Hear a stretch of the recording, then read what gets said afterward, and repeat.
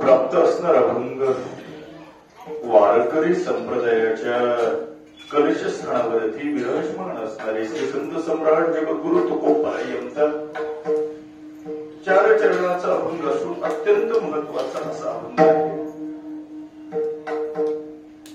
कारण या अभंगातून जगद्गुरु तुकोबाराय त्यांच्या जीवनामध्ये जी सुखावस्था प्राप्त झाली, समाधानाची अवस्था प्राप्त झाली, त्याचं कारण थोडक्यामध्ये त्यांच्या सुखाचं रहस्य या अभंगातून तुमच्या आमच्या समोर व्यक्त करत आहे. ज्याचं चिंतन तुम्हाला यथाशक्ती यथामती यथा अवकाश ज्ञान पाहायचं आहे.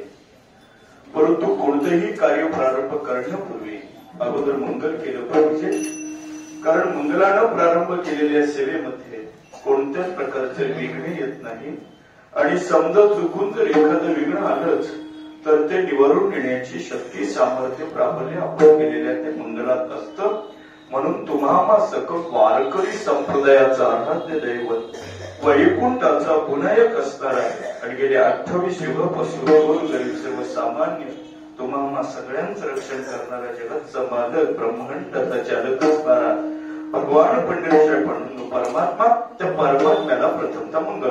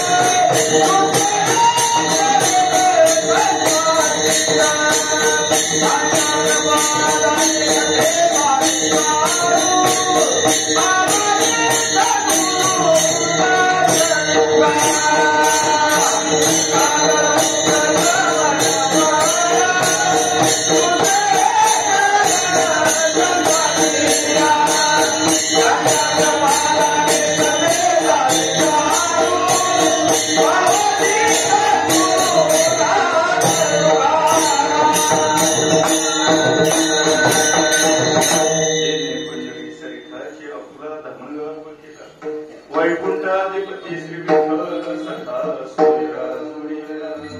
तुका भक्त विरक्त भूतळवटी विख्यात हा बुधडा त्या श्री संत सद्गुरु मानवनी साष्टांग मी घातला विठ्ठल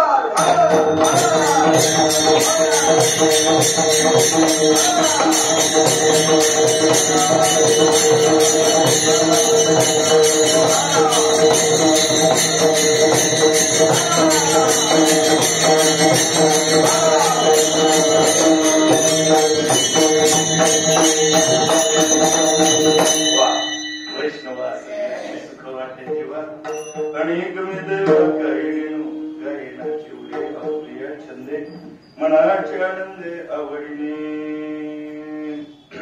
वैकुंठवासी बाजीराव महाराज यांच्या पुण्यतिथीच्या निमित्तानं पुण्यस्मरणाच्या निमित्तानं चालू असणारा अखंड विराम सप्ताह जवळजवळ 60वं वर्ष झालं. या पुण्यतिथीचा सोहळा आपण या असणाऱ्या भगवान परमात्म्याच्या समोर साजरा करतो म्हटलं तरी हरकत नाही. आणि एका महात्म्याच्या समोर महात्म्याचं पुण्यस्मरण करत असताना त्यांची पुण्यतिथी करत असताना एक महात्म्यांचं अर्थातच वैष्णवांचं संतांचं भक्ताचं वर्णन व्हावं हा एक हेतू मनामध्ये ठेवून असणाऱ्या आजच्या कीर्तनोपी सेवेसाठी तुकोबरायांचा वैष्णव प्रकरणाचा हा एक दुसरा महत्वाचा मुद्दा मला प्रस्तावनेच्या माध्यमातून तुमच्या समोर मांडायचा आहे. वैकुंठवासी बाजीअण्णा महाराज यांच्या 60वी पुण्यतिथी आपण साजरी करतो.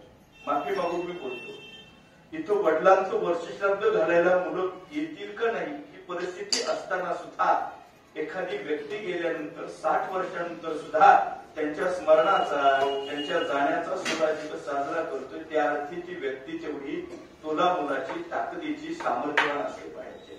आपण पुण्यतिथी सोहळा साजरा करतो, माफी मागून बोलतो. शब्द काय येतो? 60वी पुण्यतिथी म्हणून तुमच्या पत्रिकेत उल्लेख आहे. तिथी पुण्य तिथी असा शब्द आला. माफी मागून बोलतो. मराठी व्याकरण शास्त्राचा जर अर्थ लावला तर पुण्यतिथी या शब्दाचा अर्थ होतो तिथी पुण्यवान. जर तिथीला पुण्यवान म्हणायचं असेल भारतीय संस्कृतीमध्ये आदरणीय इथं या ठिकाणी हरिभक्तीपरायण आमचे समस्त सोलापूर मधल्या वारकरी संप्रदायाचे मार्गदर्शक हरिभक्तीपरायण देवकते महाराज इथे उपस्थित आहेत. माझे स्नेही माझे मित्र त्यांचे चिरंजीव असणारे भागवत महाराज इथे उपस्थित आहेत. ही सगळी मंडळी आपण सगळे जाणकार आहात, वारकरी संप्रदायामधल्या बद्दल आहात. परंतु थोडस धाडस करून एक वाक्य बदलतो. आपण पुण्यतिथी साजरी करतोय आणि भारतीय संस्कृतीमध्ये जर तुम्ही तिथीला पुण्यवान म्हणत असाल तर भारतीय संस्कृतीत पुण्यतिथ्या या 16 पद्धतीच्या 15 पद्धतीच्या तिथ्या सांगितल्या गेल्या आहेत. आमच्याकडे 16 तिथ्या सांगितल्या जातात. प्रतिपदेपासून सुरुवात होते. प्रतिपदा, द्वितीया, तृतीया, चतुर्थी, पंचमी, षष्ठी, सप्तमी, अष्टमी, नवमी, दशमी, एकादशी, द्वादशी, त्रयोदशी, चतुर्दशी, पौर्णिमा, 16व्या अमावस्या सांगावं लागतात. संडे मंडेच्या जमान्यात प्रतिपदा सांगावं लागतं. जर पुण्यतिथी करत असेल, तिथीला पुण्यवान म्हणायचं असेल तर या 16च्या 16 तिथ्यांना पुण्यवान म्हणावं लागेल. तिथे पुण्यवान नसतात. ऐका, माफी मागून मी एक वाक्य देतो, माझ्याकडे थोडं लक्ष द्या. हे नेहमीच चाललंय, इकडे तिकडे बघण्यापेक्षा मी जास्त वेळ तुमचा घेणार नाही. मोजून पाऊण तास ते 1 तासापेक्षा सुद्धा कमीच वेळ मी घेणार आहे. थोडस लक्ष देऊन माझ्याकडे ऐका. तिथे जर पुण्यवान म्हणायचं असेल तर या 16ही तिथ्यांना पुण्यवान म्हणता म्हणावं लागेल. तिथे पुण्यवान कधीच नसतात. ज्या तिथीला एखादी व्यक्ती जातो तेव्हा त्या व्यक्तीचं पुण्य त्या तिथीला प्राप्त होत असतं. आणि मग तुमच्या आमच्या सर्वसामान्यांच्या जीवनामध्ये ती व्यक्ती गेलेला दिवस पुण्यतिथी म्हणून साजरा करावा लागतो. ज्या अर्थी तुम्ही 60वी पुण्यतिथी साजरी करताय त्या अर्थी या तिथीला वैकुंठवासी बाजीअण्णा महाराज यांची पुण्य या तिथीला प्राप्त झाला असावं म्हणून गेल्या 60 वर्षापासून हा असणारा सोहळा आपण या ठिकाणी साजरा करतोय म्हटलं तरी हरकत नाही. आणि त्या अनुषंगानं या भागातमधले सगळे अनेक मंडळ सगळ्यांचा नामोल्लेख करून मला फारसा तुमचा वेळ आधी घ्यायचा नाही, तर आधी आपल्या कीर्तनाला वेळ दिलेली आहे, वेळ आपल्या बऱ्यापैकी गेलेला आहे. त्यामुळे नामोल्लेख न करता माझ्या अभंगाचं चिंतन माझ्या प्राप्त वेळेमध्ये करण्याचा प्रयत्न करतो. विठ्ठल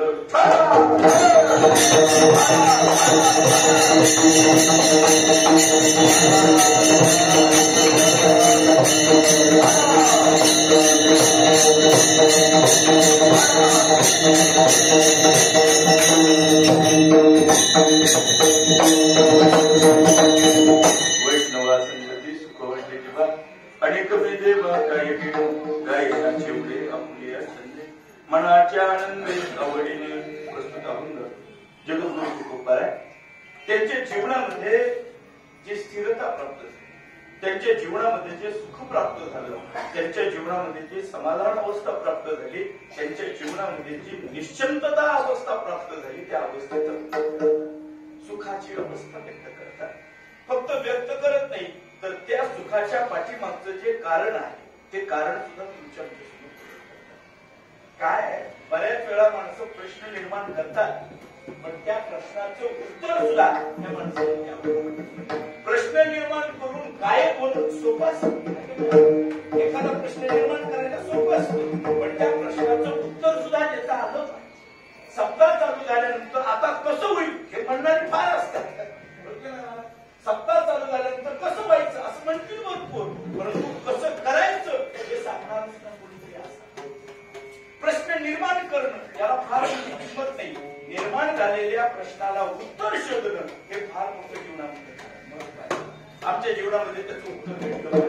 प्रश्न या ठिकाणी आहे आम्हाला सुखावस्था प्राप्त करून घ्यायची आहे.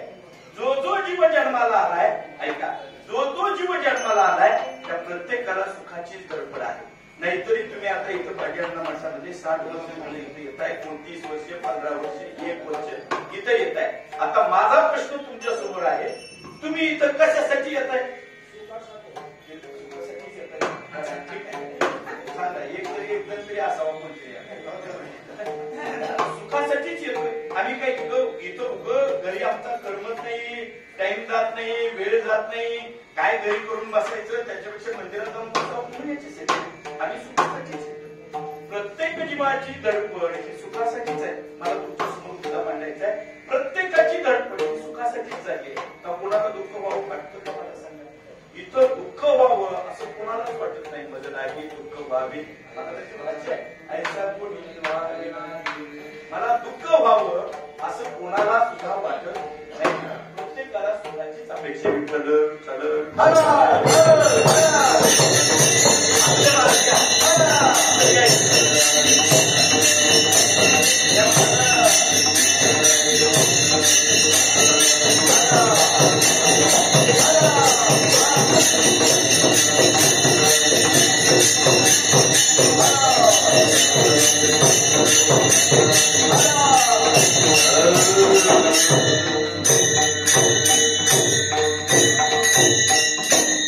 प्रत्येक जीवाला सुखाची अपेक्षा आहे. प्रत्येकाला सुख असावं असं वाटतं. इथं दुःख व्हावं असं कोणालाच वाटत नाही. मला दुःख व्हावं असं वाटणारा एकही जीव या यावण जगतामध्ये सावरत नाही. प्रत्येकाला सुखाची अपेक्षा. नवे या अनुषंगानं माऊली महावैष्णव ज्ञानोबरायांची फार गोड तुमच्या समोर मांडतो. ज्ञानोबराय माऊली महावैष्णव ज्ञानोबराय असं बोलतात, रोगा काय रोगी या आवडे तरी ज्ञानोबराय असं म्हणतात, अरे रोगी माणसाला रोग आवडतो का आणि दरिद्री माणसाला त्याचं काय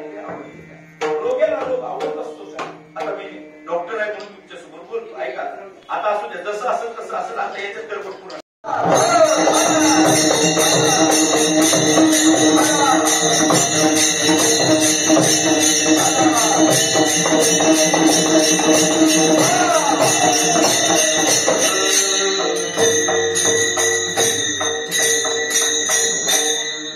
माऊली महर्षी जानोबरांची भाषा आहे. रोगा काय रोगी या आवडे दरिद्री दारिद्र्य.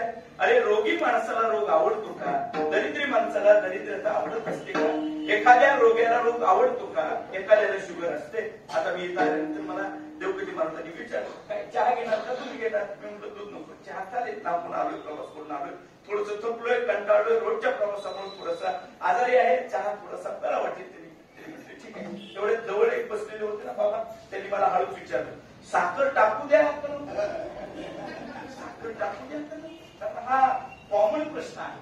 जसा चहा देऊ द्या का न देऊ द्या हा प्रश्न महत्वाचा नाही, पण चहामध्ये साखर टाकावी का न टाकावी हा मात्र आजचा सर्वसामान्य प्रश्न होऊन गेला. कारण बऱ्याच जणांना 70% वर्गाला, मी डॉक्टर असल्यामुळे तुमच्या समोर बोलतो, शुगरचा त्रास भेटतो. एखाद्याला शुगर समजून सोडून तुम्हाला शुगर आहे, तुम्ही म्हणता कशाला उभं म्हणायला लागला. समजायला सुद्धा लोकांना नको वाटतं, एवढं अवघड आहे. समजू आपण तुम्हाला शुगर आहे, शुगर आहे आणि तुम्हाला असं वाटलं आज माझी शुगर बॉर्डरवरती आहे. तपासल्यानंतर सांगितलं डॉक्टरांनी फारशी काळजी करण्याची गरज नाही, परंतु थोडस लक्ष ठेवावं लागेल, पथ्य पाळावं लागेल. आज तुम्ही बॉर्डरीवरती 150 तुमची साखर आहे. मग तुम्ही असं म्हणायला लागला, बरं झालं काहीच नव्हतं, कमीत कमी रक्तात तरी साखर निघाली. काही जणांच्या मुखात सुद्धा साखर नसते, रक्तात तरी निघाली की नाही महाराज? निघाली. रक्तात तरी साखर आली, बरं झालं असं कोणी म्हणेल का मला सांगा? तुम्ही बरं असं म्हणता, ठीक आहे 150 साखर झाली. नाही महाराज, आमची इच्छा आहे उद्याच्या कीर्तनापर्यंत 200 वर जावी. असं वाटेल का? असं वाटेल का? काल्याच्या कीर्तनाला 300च्या पुढे जावी आणि मला इन्सुलिनचं इंजेक्शन घ्यावं लागेल, वाटावं, असं किती जणांना वाटतं मला सांगा? शक्य नाही महाराज. रोगात काय रोगी आहे, माऊलीची भाषा आहे. कुणाला वाटेल का आज माझा बीपीची मी अर्धी गोळी खातोय, उद्या मला 1 गोळी खावीशी लागावी, परवा दिवशी 2 गोळ्या खाव्या आणि त्याच्या दुसऱ्या दिवशी 13व्या दिवशी मी आयसीयू मध्ये ऍडमिट व्हावं, असं किती जणांना वाटतं? नाहीच मला. रोग्याला रोग आवडत नसतो. रोग्याला रोग काय? माऊलीची भाषा आहे, आवडे दरिद्री दारिद्र्य. दरिद्री माणसाला तर काही दरिद्रता आवडत असते का? तुम्हाला आवडेल का दरिद्री? आज तुम्ही शहरी भागात सगळे सदन वर्गातले आहात, तुमच्या घरावरती स्लॅब आहे. तुम्हाला असं वाटतं का महाराज? आम्हाला असं वाटतं कीर्तन संपेपर्यंत घरी जाईपर्यंत वरचा स्लॅब सगळा पडून जावा, असं वाटेल का तुम्हाला? स्लॅब पडून जावा आणि स्लॅबच्या ऐवजी पत्र्याचं घर यावं, पत्र्याचं घर पुढच्या दुसऱ्या दिवशी निघून जावं आणि असणारी झोपडी यावी, झोपडीही निघून जावी आणि आम्ही रस्त्यावरती भीक मागावी, असं किती जणांना वाटेल? नाही महाराज. माऊलीची भाषा आहे, आवडे दरिद्री दारी. दरिद्री माणसाला दारिद्र्यता आवडत नाही. माफी मागून थोडसे दारसानं वाक्य बोलतो, दरिद्री म्हणल्याला आवडत नाही. दारिद्री सोडा, हे दरिद्री म्हटलेलं सुद्धा आम्हाला आवडत नाही, दरिद्री म्हटलेलं आवडत नाही. पण तुझं एक वाक्य बोलतो ऐका, विनोदानं फक्त घ्या. दरिद्री म्हटलेलं आवडत नाही, पण दारिद्र्याच्या खालच्या कालमध्ये नाव असलेलं मात्र आवडत. दरिद्री म्हटलेलं नाही आवडत, पण दारिद्र्याच्या खाली कालमध्ये आम्हाला नाव असलेलं आवडतं की नाही म्हणाल? अरे इथं कुणाला दुःख आवडतं? दुःख कोणालाही आवडत नाही मला. माझा सांगायचं सगळ्यांना सुखाची अपेक्षा आहे, दुःखाची अपेक्षा व्यक्त कोणीच करत नाही. एक ते जर आई सोडली, पांडवाची आई, तर दुसरं कुणी सुद्धा त्यांच्या आयुष्यामध्ये दुःखाची अपेक्षा व्यक्त केली नाही महाराज. अरे जगाच्या मालकाची आत्या आणि भगवान परमात्म्याने विचारावं कुंती मातेला, आई आत्या तुझी मुलं सगळी राज्याभिषेक केला, युधिष्ठिराला राजा म्हणून बसवला, तुझ्या पांडवाच्या ताब्यामध्ये सगळी सत्ता दिली, आता मलाही माझं द्वारकेचं राज्य आहे, आता मी माझ्या गावाकडे जातो, तुझ्या मुलांचा विजय झाला, तर तू सांभाळला सुखी राहा. सगळ्यांना पाहिजे ते दिलं, पण आत्या माझी एक इच्छा आहे, मी सगळ्यांना पाहिजे ते दिलं, तुला अजून काहीच दिलं नाही. आत्या तुला काय पाहिजे असेल ते मागून घे, मी द्यायला तयार आहे. आत्याने विचारलं, कृष्णा बघ मी मागेल ते तुला द्यावं लागेल, नक्की मागेल ते देणार. कृष्ण म्हणू लागले, अगं आत्या मी काय तुला कलियुगातला भागचं वाटलो काय सामान्य भागचं आहे का? अगं जगाचा मालक ब्रह्मांडाचा चालक कर्तुम अन्यथा कर्तुम शक्ती माझ्याजवळ आहे, पाहिजे ते माग तुला मी द्यायला तयार आहे. आणि कुंती माते दोन्ही हात जोडावे, सांगावं कृष्णा द्यायचं असेल तर एक दे, माझ्या मुलांना अखंड संकट दे आणि अखंड दुःख दे, कृष्णाने विचारणार काय मागतात लोक, काय मागतात मंदिरात गेल्यानंतर आपणच ठरवायचं आपण काय मागतो. कृष्णाने विचारावं काय त्या आपल्या मुलांविषयी असं कोणी मागतं का, संकट कोण मागतं का, दुःख कोण मागतं का. कुंती मातेने गोड उत्तर दिलं, कृष्णा ही वरवरून जरी मागणी दुःखाची वाटत असली तर बारकाईने याचा अभ्यास केला तर ही मागणी दुःखाची नाही, ही मागणी सुखाची. कृष्णाने विचारलं कसं काय, कुंतीने गोड उत्तर दिलं, कृष्णा ऐक, ज्या ज्या वेळेस माझ्या मुलांना तू मी जर सुख मागितलं तर तू सुख देशील. पण आई, माणसाचा एक स्वभाव आहे, सुखामध्ये माणूस जवळच्या व्यक्तीला विसरतो आणि देवाची कधी आठवण तुझी आठवण राहणार नाही. सुखामध्ये तो भावनिक राहत नाही, सुखामध्ये तो असणारा अहंकारी होतो, त्याला देवाची आठवण राहत नाही. पण जर तू माझ्या मुलांना संकट दिली, दुःख दिली तर दुःखामध्ये मात्र तुझा आठव होईल, संकटामध्ये तुझी आठवण करतील आणि ज्या ज्या वेळी संकट पडेल त्या त्यावेळी तू धावून येतो. जेव्हा जेव्हा पांडवाला संकट पडली, द्वारकेचा राणा प्रमाणे मला त्यात वेळ घालवायचा नाही, त्या त्यावेळी तू धावून आला आणि तू आल्यानंतर वेगळं दुःख काय राहणार आहे. म्हणून ही मागणी वरून जरी दुःखाची वाटत असली तरी सुखाचीच आहे. सगळ्यांना सुखाची अपेक्षा आहे, सुख सगळ्यांनाच मिळावं असं वाटतं, सगळ्यांना सुख पाहिजे आणि प्रयत्न सुद्धा आमचा त्याच्यासाठी चालू. उठल्यापासून पहाटे काय तुम्ही किती पहाटे 4ला उठा नाही तर 8ला उठा, उठल्यापासून झोपेपर्यंत आमची जी धावपळ चालली ती कशासाठी चालली, सुखासाठी चालली ना, सुखासाठी. आणखी याच्या पुढे बोलू, या समजा तुम्हाला आता जरी सुख भेटलं नाही तर तुम्ही विचार करता माझ्या जीवनात नाका भेटला, पण माझ्या मुलाबाळांना तरी उद्या सुख भेटावं याच्यासाठी बोलतो का आपण. आमच्या नशिबात नव्हतं म्हणतात आमचं बऱ्याच वेळा, आमच्याकडे आमच्या काळात काय होतं, असं होतं का, कीर्तनाला असं पंपात होते का, माईक होते का, असं होतं का. अरे हो, सगळं खरं आहे, परंतु तुमच्या अपेक्षा त्यासाठीच चालली का नाही, सुखासाठीच आमच्या सगळ्या अपेक्षा चालले. प्रयत्न आम्ही सुखासाठीच करतोय, रात्रंदिवस कष्ट करतोय. माझा प्रश्न आहे, किती जणांना सुख भेटतं ते नाही. आम्ही प्रयत्न करतोय पण सुख भेटे, त्याचं कारण काय असेल. आम्ही प्रयत्न करतोय पण आम्ही कशाला नेमकं सुख म्हणतो हेच आम्हाला समजेल. आमची सुखाची व्याख्या चुकायला लागली, सुखाची व्याख्या आमची चुकायला लागल्यामुळे सगळा पुढचा घोटाळा व्हायला लागला. सोलापूरला येत असताना पंढरपूरहून निघालो, पंढरपूरहून सोलापूरला येत असताना रस्ता माहिती नव्हता, म्हणून एका गावाच्या कडेला पांढरपुरीजवळ जाऊन विचारलं, कारण गावाच्या कडेला बऱ्याच वेळा गावाच्या बाहेर पांढरपुरीच असते. मग तिथं विचारलं, बाबा मला सोलापूरला जायचंय, मी पंढरपुरातून निघालोय, मी कसं जाऊ, कोणता रस्ता. आणि पांढरपुरीवाला तर चांगला असला मला आणि त्यानं चुकून तिकडं सोलापूरचा रस्त्याचं मार्गदर्शन करण्याऐवजी जर मला बार्शीचा रोड दाखवला पंढरपुरातून 3 रस्त्याजवळ, मी किती फिरलो म्हणजे मी सोलापूरला पोहोचेल. माझा रस्ता चुकला असेल तर मी सोलापूरला येणं शक्य नाही.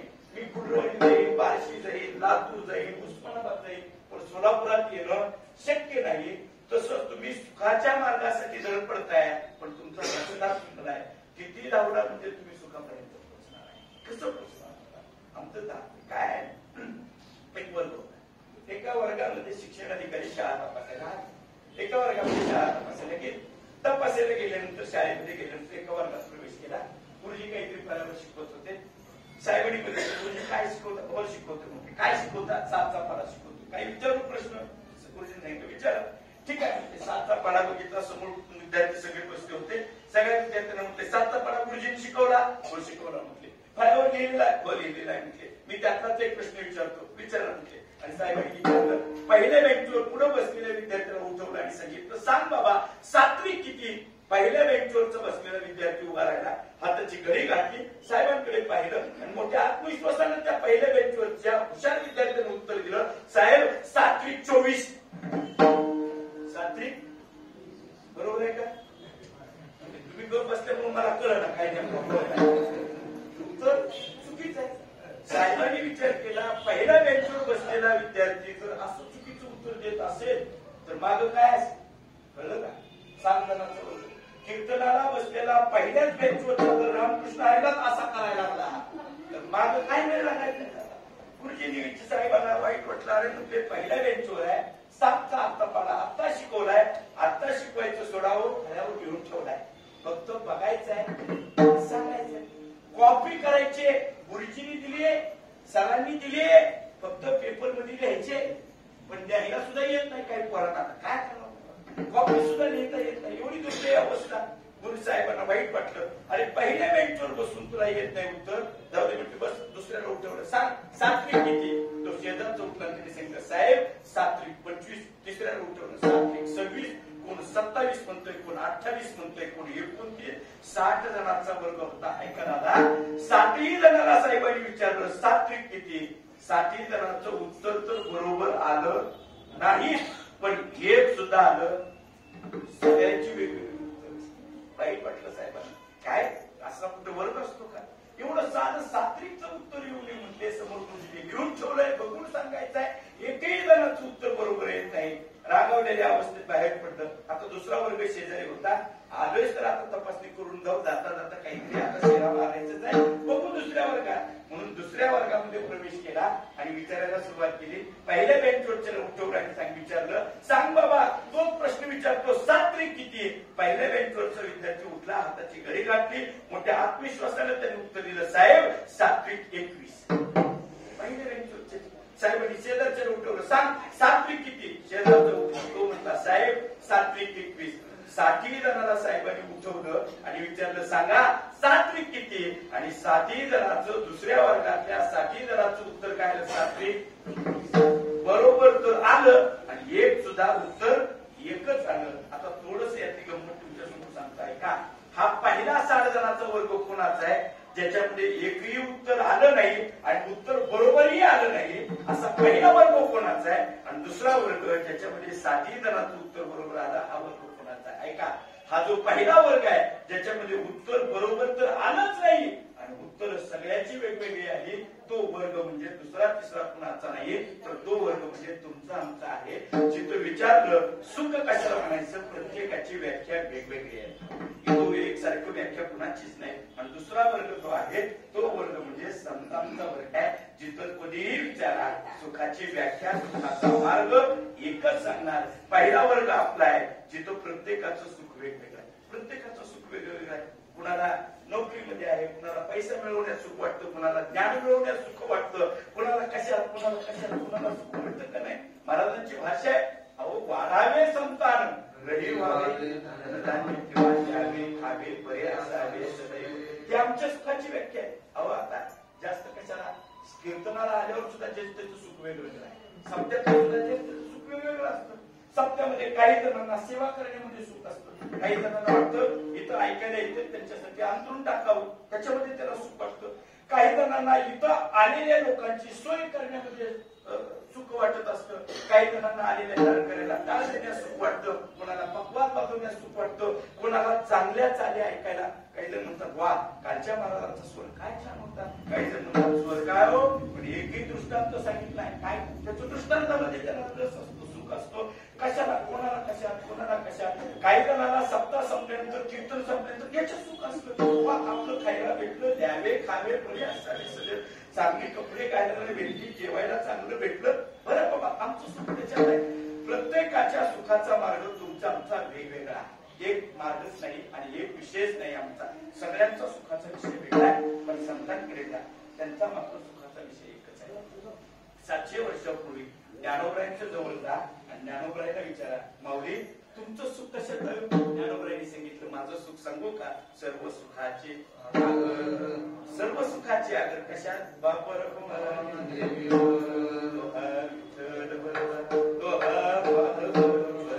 आमचं सुख यात आहे. कशात? भगवंताचं स्वरूप पाहण्यामध्ये. ज्ञानोबराय म्हणतात मला सुख आहे. 400 वर्षाचा काळ गेला आणि मग तुकोबरायांकडे आले, आपण विचार केला सुखाची व्याख्या संतांची बदलली असावी. जशी आपल्या बदलतात ना, तसं यांची बदलली असावी. म्हणून आम्ही तुकोबरायांकडे गेलो आणि तुकोबराय विचारलं, महाराज तुम्हाला कसं सुख वाटतं? तुमचं सुखाची व्याख्या काय? तुकोबरायांनी सांगितलं, माझं सुख का म्हणे, माझे हेची सर्व सुख मुख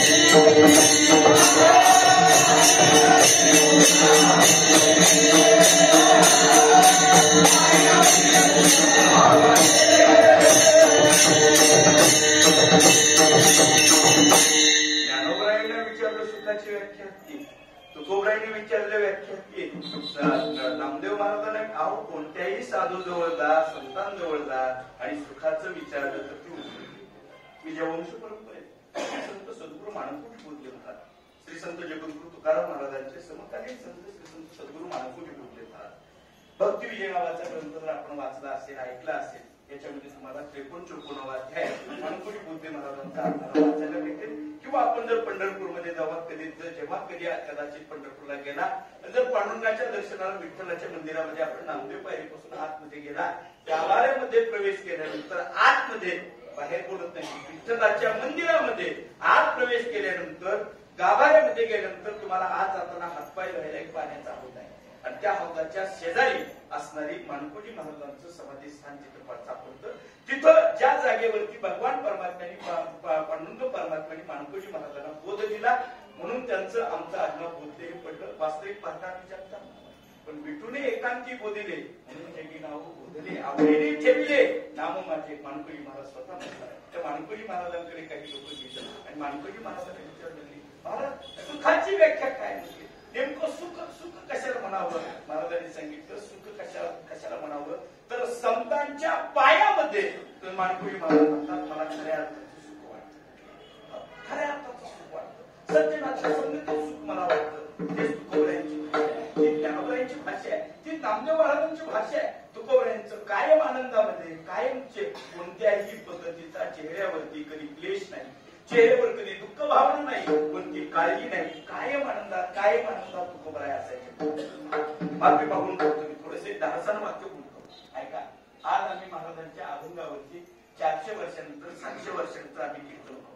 तुकोबरायांच्या अभंगावर 400 वर्षांनी कीर्तन करतो आणि काहीतरी 2-4 पुस्तकं वाचलेली असतात, कुठे ऐकलेलं असतं, त्याच्यावर आम्ही काहीतरी इकडं तिकडं शब्दांची बनवाबनवी करून तुमच्यासमोर कीर्तन करतो.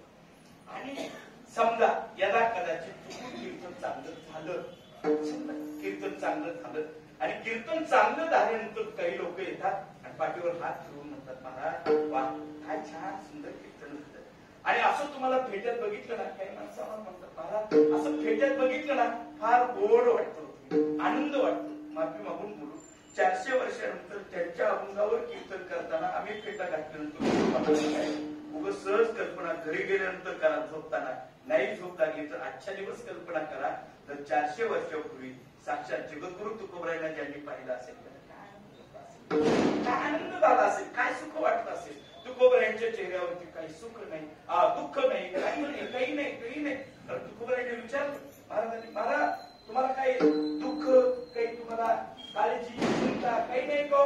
महाराज कशी काळजी, दुःख, चिंता असेल कारण मी माझ्या जीवनामध्ये परिधान जे केलं आम्ही अलंकार परिधान केलं. आम्हाला अलंकार आवडतात, दागिने आवडतात, महिला मंडळींना फार आवडतात. त्यांचे वेगवेगळे पद्धतीचे दागिने असतात, त्यांना आवडतं. गळ्यात वेगळं, नाकात वेगळं, कानात सगळं ते मला सांगत असायचं नाही. ते सगळे दागिने त्यांना आवडतात. पुरुषांनाही आवडतात, कोणाला अंगठी, कोणाला काय, गळ्यात लॉकेट, सगळ्यांना दागिने असायला आवडतात. तुकोबरायांनी विचारलं महाराज तुम्हाला अशी दागिने घालावीशी वाटत नाही का? तुम्हाला असं सोन्याचे अलंकार घालावीशी वाटत नाही का? एखादी अंगठी आम्ही देतो, वाटतं तर सप्ताह झाल्यावर देतो. काय जणांच्या कथाच तेवढ्यासाठी ऐकलं नाही, कथा कशासाठी, अंगठी भेटावी एवढ्यासाठी. तुम्ही एखादी कथा, तुकोबरायांना लोक म्हणायला लागली महाराज एखादी कथा करा, मी अंगठी देतो तुम्हाला, देतो अंगठी. तुकोबरायांनी सांगितलं या सामान्य अंगठीचं काय घेऊन बसला? अरे मी जे अलंकार परिधान केले ते सगळे अलंकार ते सुखाचे, सर्व सुखाने आलो सर्व अलंकार. परिणाम काय झाला? आनंदे निर्भर. माझी अवस्था काय झाली?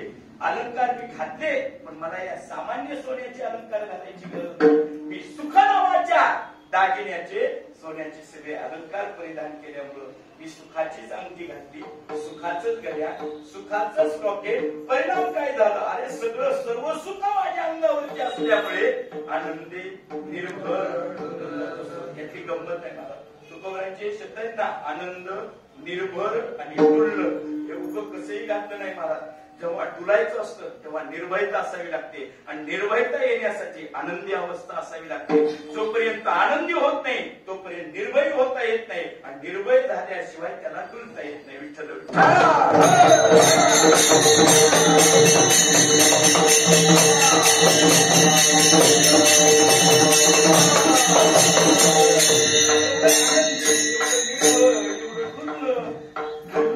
आनंदी आणि सुखी व्हायचं असेल निर्भयता आली पाहिजे तुमच्या जीवनामधलं. जोपर्यंत भीती जात नाही तोपर्यंत तुमच्याजवळ निर्भयता आल्याशिवाय, जर तुम्हाला आता कीर्तनात तुम्ही बसला, आम्ही किती बोलून सांगितलं कीर्तनात बोलायचं नसतं, बोलायचं नसतं, बोलायचं नसतं. आम्ही कितीही गुंतवून सांगितलं, आणि जर तुम्हाला असं समजलं, समजा तुम्ही बसला आमचा ऐकून दरडावून काहीतरी आता मान ठेवायचा गाठीच्या बसला, आणि थोड्या वेळानंतर समजा चुकून या मंदिरामध्ये साप निघाला, समजा बसेल काय तर तुमचं काय मीच पाहिजे काय. भीती असली की व्यक्ती शांत राहत नाही. जर त्याला निर्भयता आल्याशिवाय त्याचं डुलणं होत नाही, तुम्ही त्याचा आनंद घेऊ शकत नाही. तुकोबरांच्या जीवनामध्ये निर्भय आहे, त्यांना कोणत्याच पद्धतीची भीती नाही.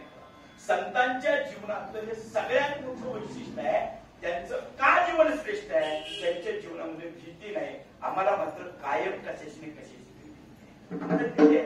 10च्या पुढे कीर्तन केलं तर पोलिसांची भीती आहे. रात्री कीर्तनाला माईक लावता येत नाही, ओरडता येत नाही. कशाची भीती आहे? जीवनाची भीती आहे. अहो काही या सामान्य भीती सोडावं, कशाचीच नसली तरी कमीत कमी मरणाची तरी. उगं म्हणायचं खोटं बोलणं आहे.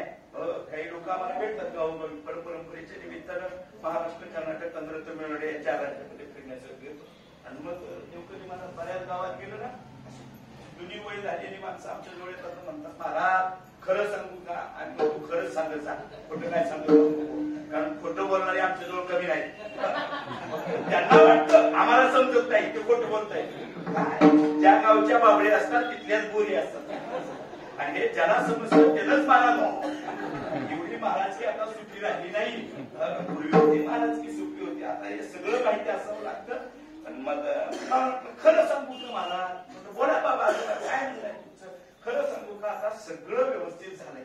तर म्हणून लागला महाराज सगळं व्यवस्थित, मुलाला नोकरी लागली, सुना आली, नागरिक आली, घर झालं, बांधकाम झालं, काय आली नाही बघा. आता एक इच्छा आहे बघा महाराज. बोला काय इच्छा?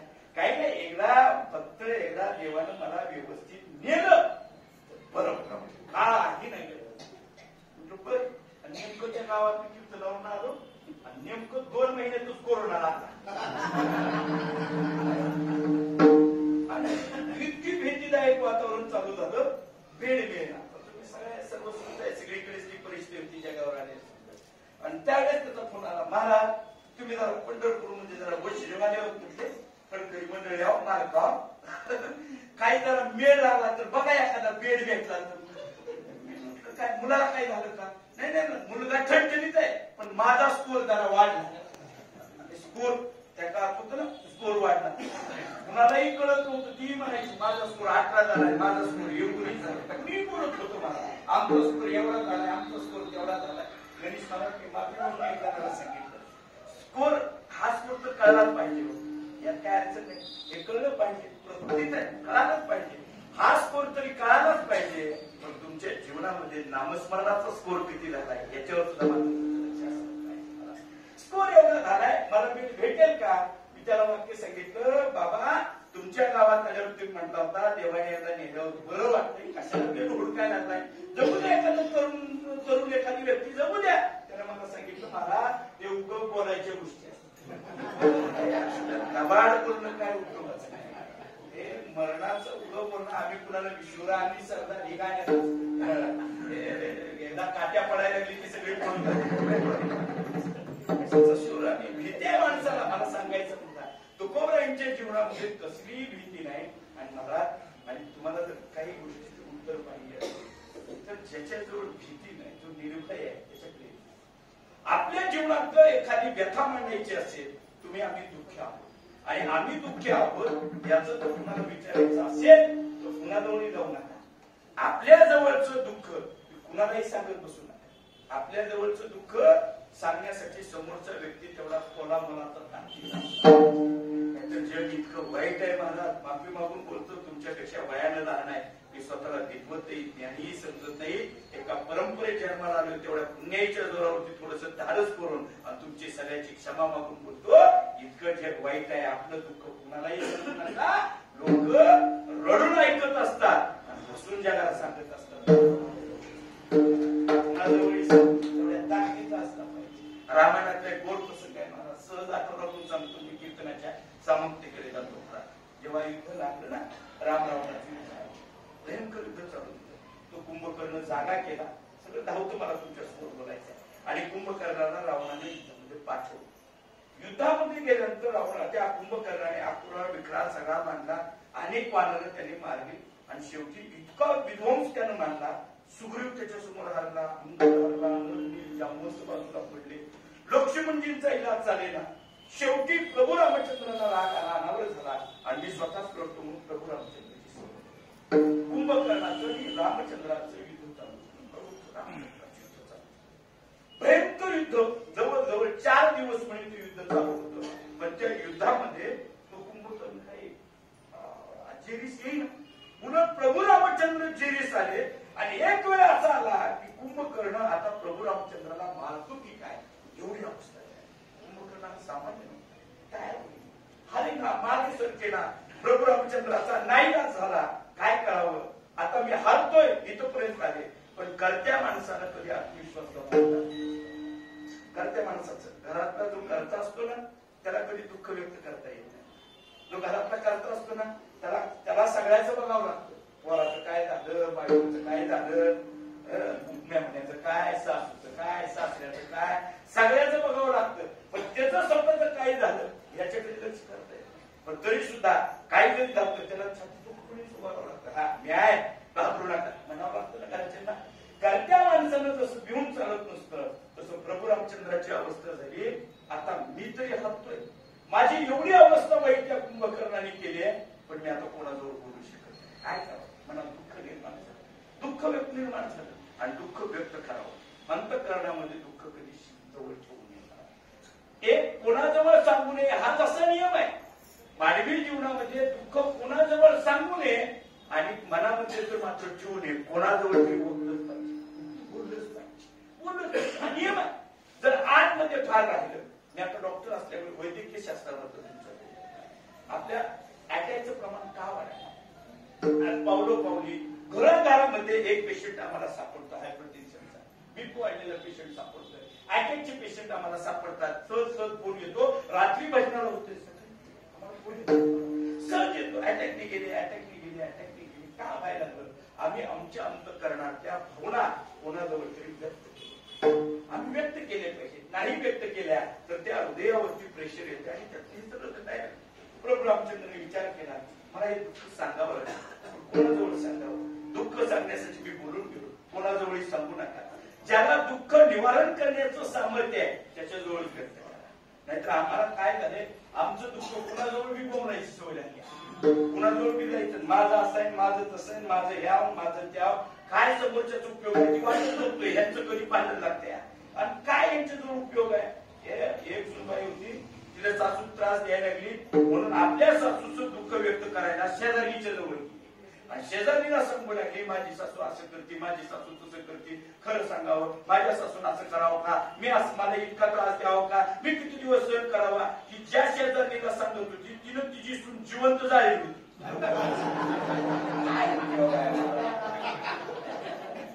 काय उपयोग आहे का सांगा बरं मला.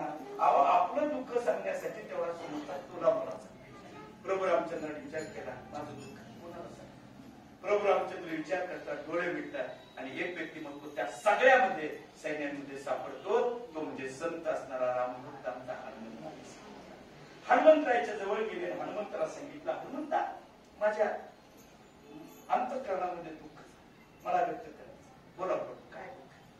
प्रभू रामचंद्राजीच्या डोळ्यात पाणी येतं आणि प्रभू रामचंद्र म्हणतात हनुमंता मी भयानक युद्ध या लंकेमध्ये येईपर्यंत मी अनेक राक्षसांचा पाडाव केला, त्यांना वध केलाय, पण आता मात्र मला कुंभकर्ण ऐकेना.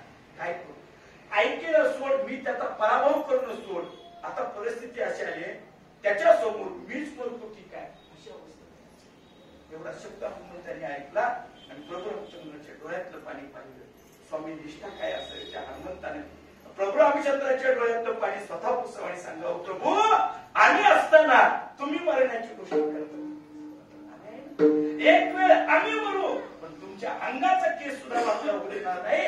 अर्ध्या कुंभ अरे प्रभू हनुमंताला प्रभू रामचंद्राला सांगावं हनुमंताने, प्रभू मी चिरंजीव आहे, मला मरण नाही, आणि जर प्रसंग आला तर तुम्हाला बाजूला करेन आणि त्या कुंभकर्णाच्या अंगावर मी धावेन, कारण मला मरण नाही.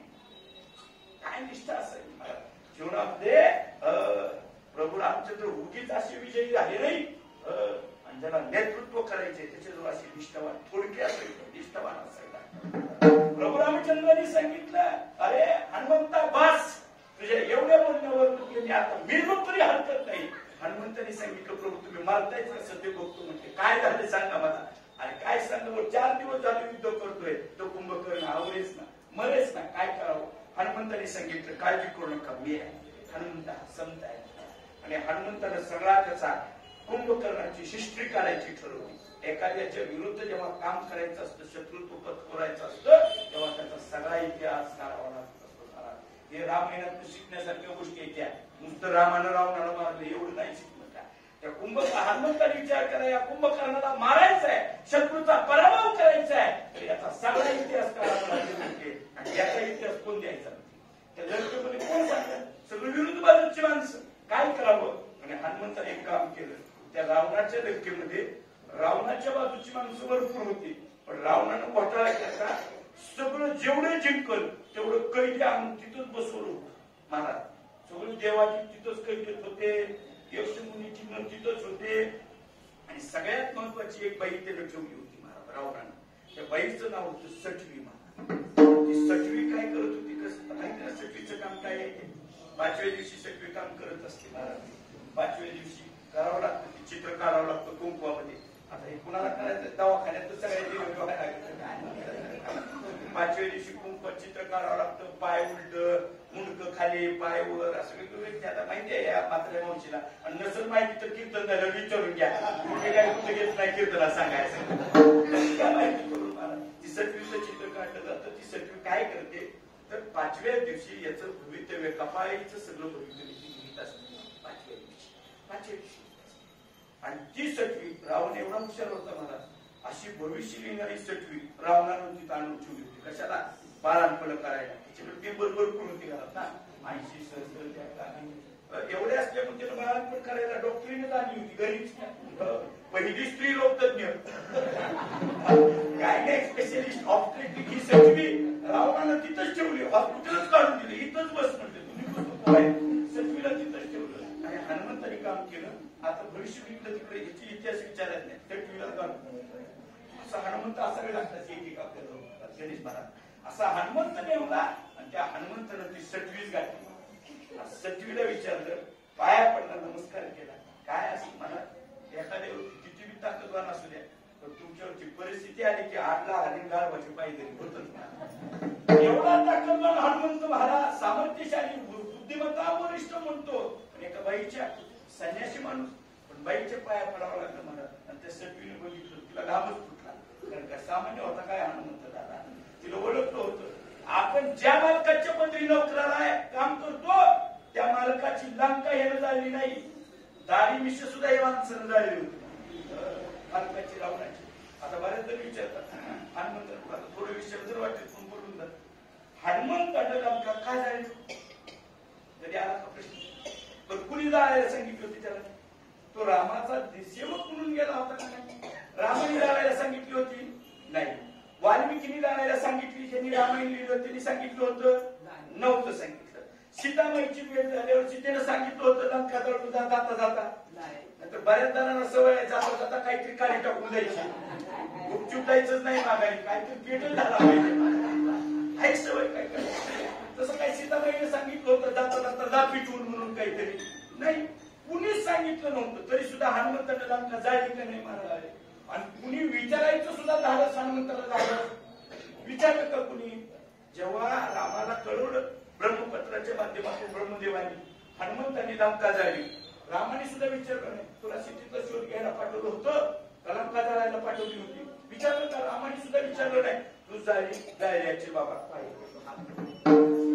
एखादी विचारलं नाही हनुमंताला, एकतर सांगितलंही नाही आणि का जाळली म्हणून सुद्धा कुणी विचारलं नाही. रामाने विचारलं नाही, वाल्मिकीने विचारलं नाही, वशिष्ठांनी विचारलं नाही, सीतामाईने विचारलं नाही, कुणी नाथांनी विचारलं नाही, कुणीच विचारलं नाही का तू जाळली म्हणून.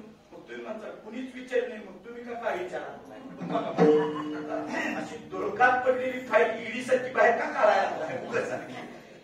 कुणीच विचारलं नाही महाराज. पण आमच्या जगद्गुरु तुकोबांनी मात्र हनुमंताला विचारलं पाहिजे. जेव्हा भक्तीचा मार्ग विचारायचा होता, शरण शरण जे हनुमंता, तेव्हा विचारला हनुमंता मी भक्तीचा मार्ग मला तुम्हाला विचारावा वाटतो, तुम्ही भक्तीमध्ये श्रेष्ठ आहात, पण माझा प्रश्न आहे तुम्ही लंका का जाळली ते अगोदर सांगा. का हनुमंताने म्हटलं बरं झालं तू विचारला, चौकशी झालीच पाहिजे. कर नाही त्याला जर कशा ज्याचा काही ओळच नाही त्याला काय द्यायचं महाराज.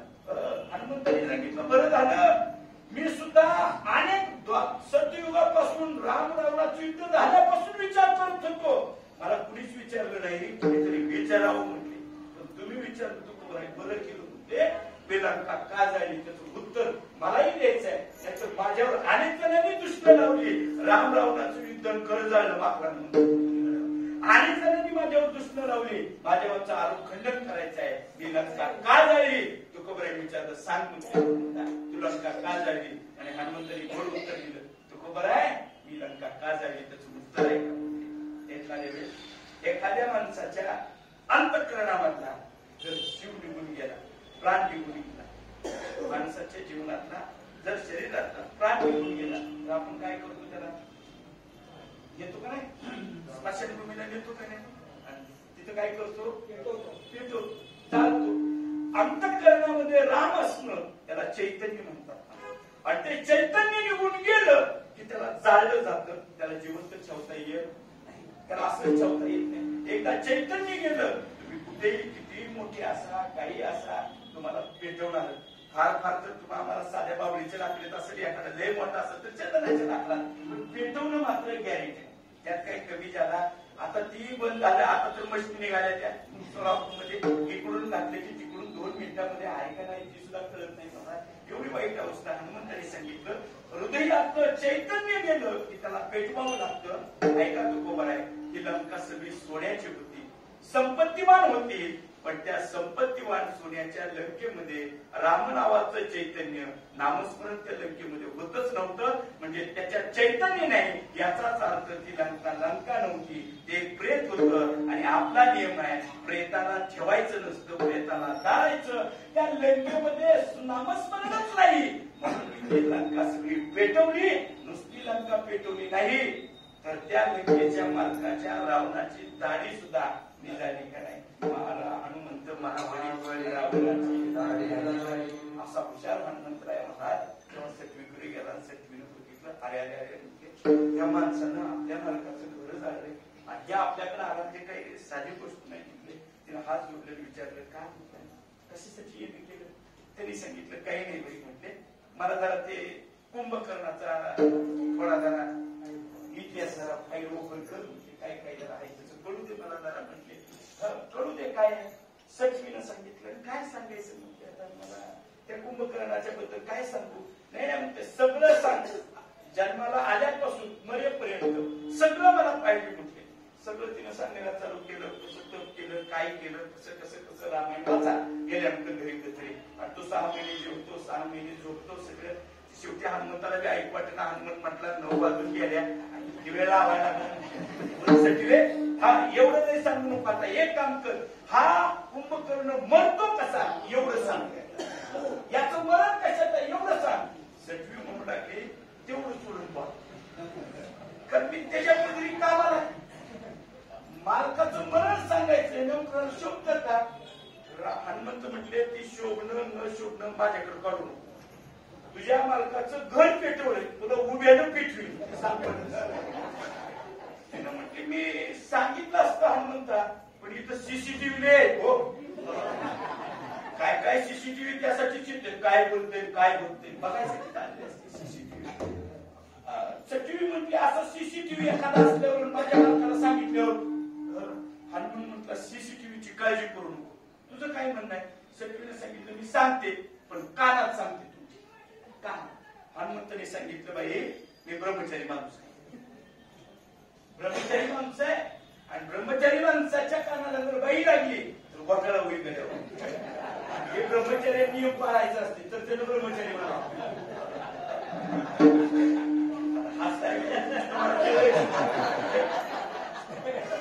ब्रह्मचार्याचे नियम आहे, संन्यासाचे नियम आहे दादा. सावली सुद्धा पडू द्यायची नसती महाराज संन्यासी माणसानं ब्रह्मचारी माणसानं दादा. आणि हनुमंताने सांगितलं बाई नाही उत्तर दिलं चालेल पण कानाची जवळ नाही, अंगाची जवळ सुद्धा 3 फुटावर लांबणं कोरोनाचा नियम आहे. 3 फुटावर काय करावं? हनुमंताने सांगितलं काम कर, लिहून सांग, लिहून सांग, नाहीतर तू भविष्य लिहूनच ते लिहून. आणि तिने एक चिठ्ठी लिहिली महाराज आणि हनुमंताने ती चिठ्ठी घेतली. जसं चिठ्ठी घेतली तसं रणांगणामध्ये आले, रणांगणामध्ये आली चिठ्ठी वाचली. त्या चिठ्ठीतलं जे होतं वाचलेलं हनुमंताने ते रामप्रभूला सांगायचं होतं की या कुंभकर्णाचा काटा कसा काढायचा. पण त्या हनुमंताने आधी वाचलं आणि हनुमंतालाच टेन्शन आलं, डोक्याला हात लावला. कारण त्या चिठ्ठीत लिहिलं होतं कुंभकर्णाचं मरण आहे, पण त्या मरण कधी येतं? कुंभकर्ण जेव्हा रणांगणामध्ये ज्या शत्रूशी लढतोय त्या शत्रूची पाठ जेव्हा हा कुंभकर्ण पाहिल तेव्हा त्याचा पराभव होणार नाही म्हटले. आणि हा प्रभू रामचंद्र आणि हा सूर्यवंशातला जर याला सांगितलं पाठ दाखव म्हटलं तर ही पाठ दाखवलं वगैरे. आता काय करावं मला?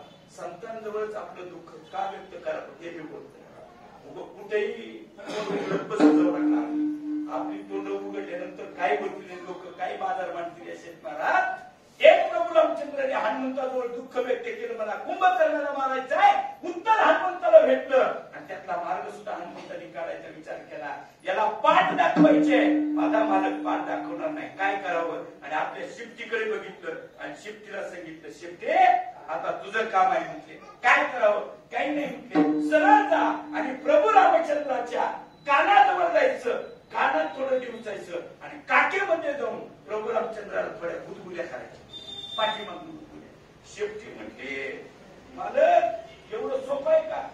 जगाच्या मालकाला गुदगुल्या करायच्या 3 रणांगणावर युद्धाचा प्रसंग चालू आहे, तिथं मस्करी करायची. रागाला गेला मालक तर शेवटीचं कामच करेल, माझं कामच करेल.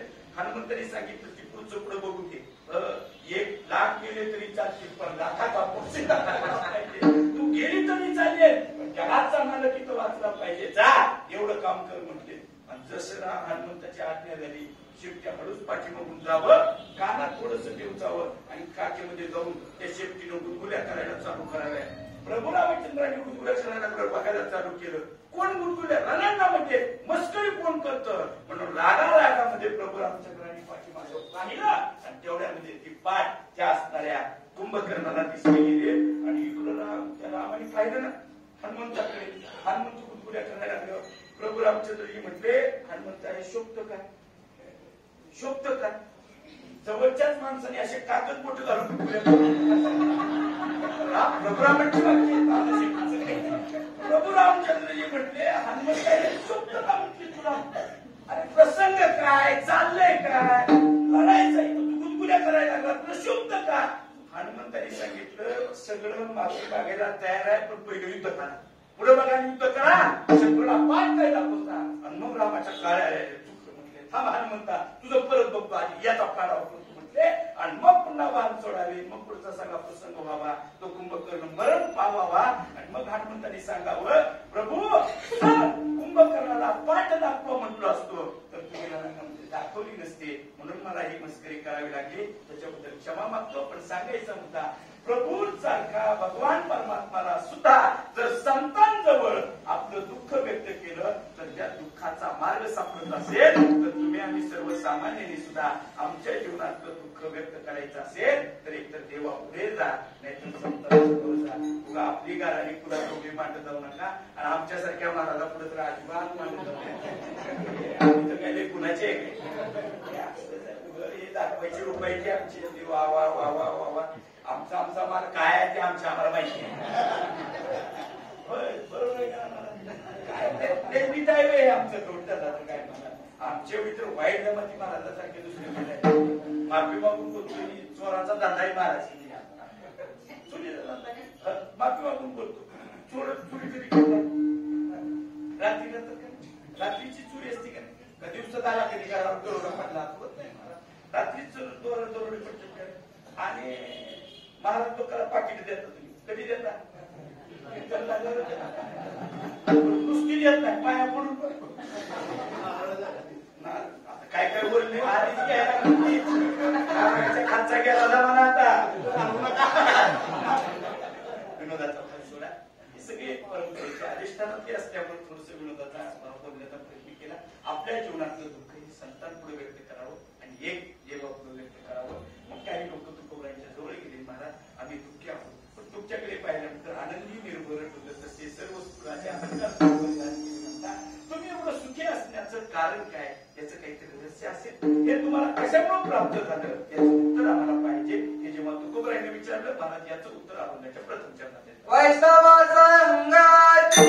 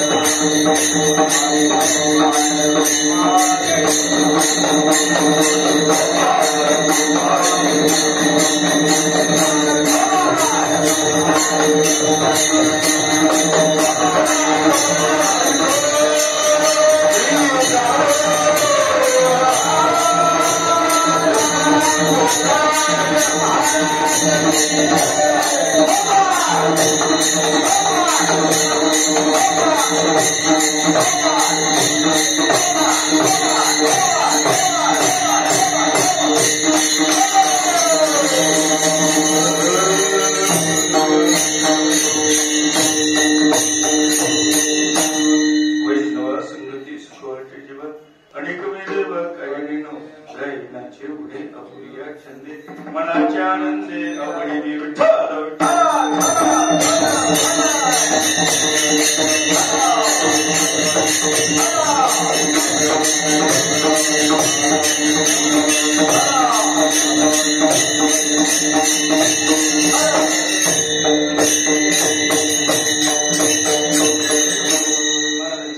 माझ्या सुखाचं रहस्य काय असेल तर मी कायम वैष्णवाच्या संगतीत आहे, वारकऱ्याच्या संगतीत आहे, मी भक्ताच्या संगतीत आहे, मी संतांच्या संगतीत आहे, म्हणून मला सुख प्राप्त होतं. वैष्णव, भक्त, वारकरी, संत हे सगळे त्या तुर्तास या अभंगाच्या निमित्तानंतर काय हे सगळे एका अर्थाचे शब्द धरून मला नंतर वेगवेगळे व्याख्या वेगवेगळे आहेत मला, पण तुर्तास या अभंगामध्ये हे सगळे समानार्थी शब्द धरून मला यांच्या वारकऱ्याच्या वैष्णवाच्या संगतीत असलं की मला समाधान वाटतं. मग ठीक आहे महाराज, आम्हाला वारकऱ्याच्या संगतीत समाधान वाटतं, आम्ही वारकऱ्याच्या संगतीत जावं, वैष्णवाच्या संगतीत जावं असा विचार केला. पण मला नेमकं वैष्णव कोणाला म्हणावं हा आमच्यापुढे प्रश्न आहे. नाहीतर आम्ही वैष्णव कोणाला म्हणतो, मला मी वारकरी कोणाला म्हणतो. वारकऱ्याची फरक आहेत मला. ओरिजिनल वारकरी वेगळे, डुप्लिकेट वेगळे. सोपं बोलू का? पंढरपूरला आषाढी वारीला निघाल्यानंतर पुण्यापर्यंत येतात त्याला डुप्लिकेट म्हणा, आणि पुण्यातून पंढरपूर पर्यंत येतात ती ओरिजिनल म्हणा. कारण पुण्यापर्यंत कशासाठी वारकरी शिरलेला असतील गण लावून माहिती हा महाराजांची भाषा आहे. महाराज वैष्णव कोणाला म्हणावं, गोपीचंदन मोठी याला वैष्णव म्हटलं जातं.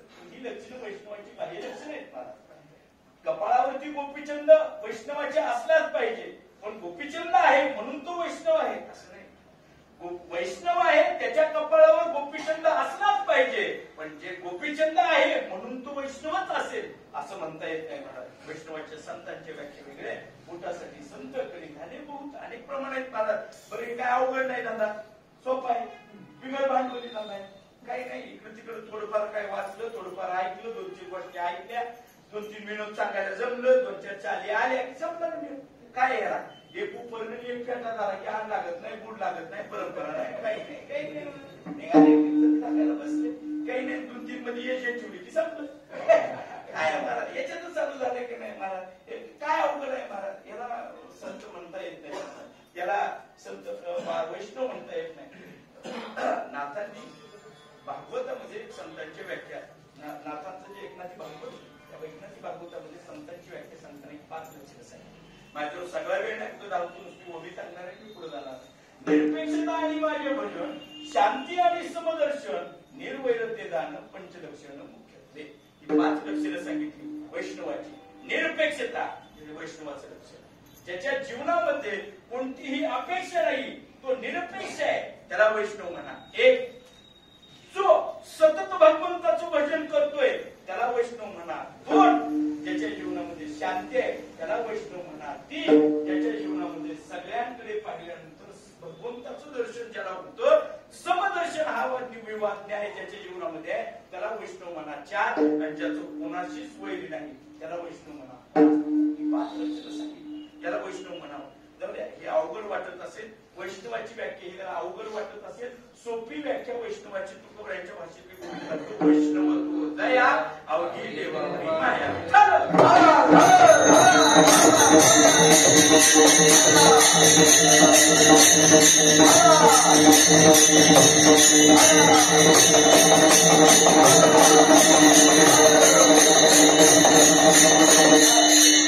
त्याला म्हणा ज्याच्या संगतीमध्ये वैष्णव त्याला म्हणा ज्याचं भगवंतावरती अवघी देवावरी माया माया हा शब्द आहे माया शब्द तो या अवघी देवावरील माया.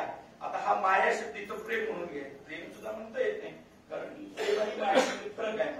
माफी मागून बोलतो. आमचे गुरुवर्य दादा कोण सांगत असतात म्हणजे दादा असं सांगतात माया असते माय लेकरातली आहे त्याला माया म्हणा आणि नवरा बायकोतला आहे त्याला प्रेम म्हणा.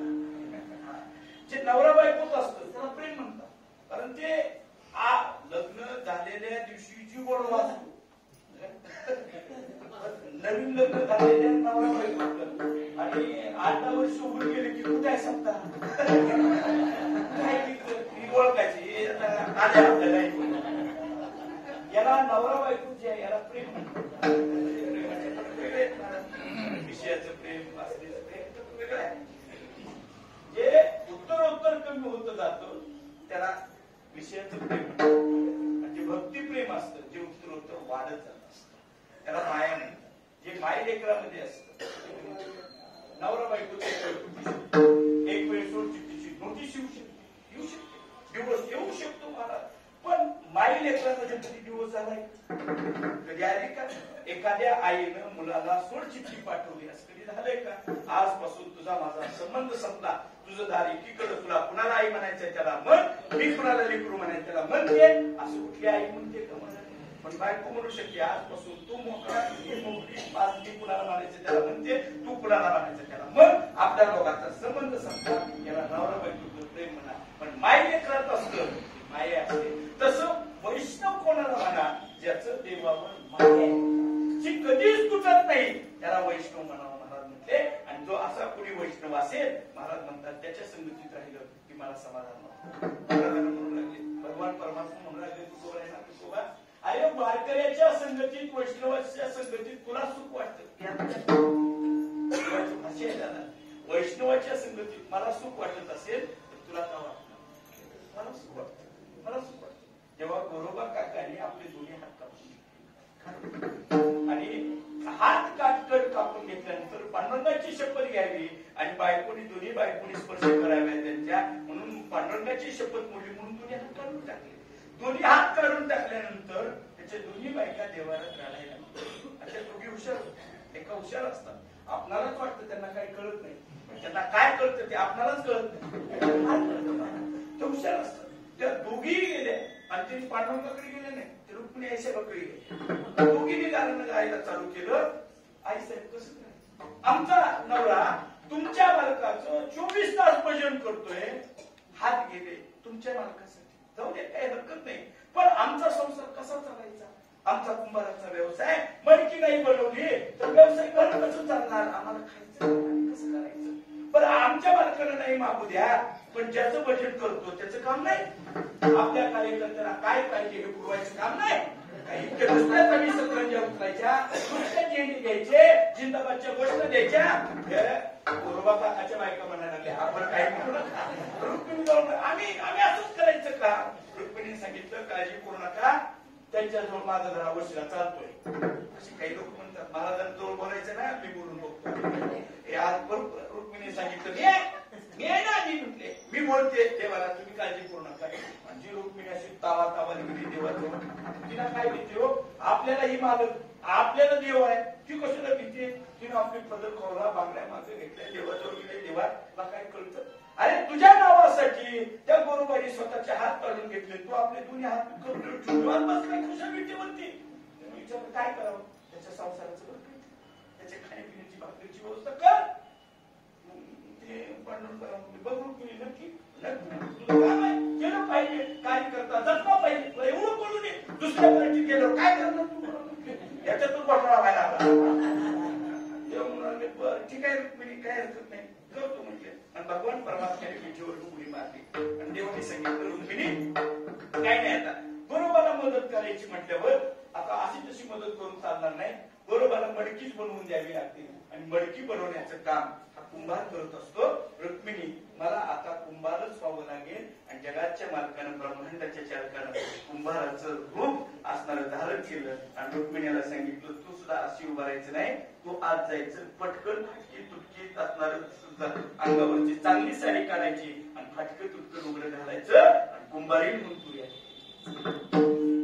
रुक्मिणी म्हटली कार्यकर्ता तुमचा, मतदारसंघ तुमचा, मला काय कर कुंभारी. पांडुरंगाने सांगितलं दांबून लय का पाहायला येत असते काय बोलायला येत असतो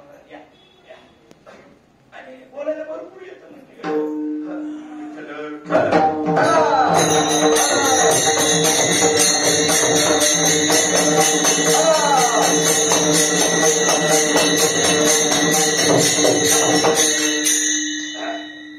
कुंभार वेळेवर आला की झालं, काय हरकत नाही मला.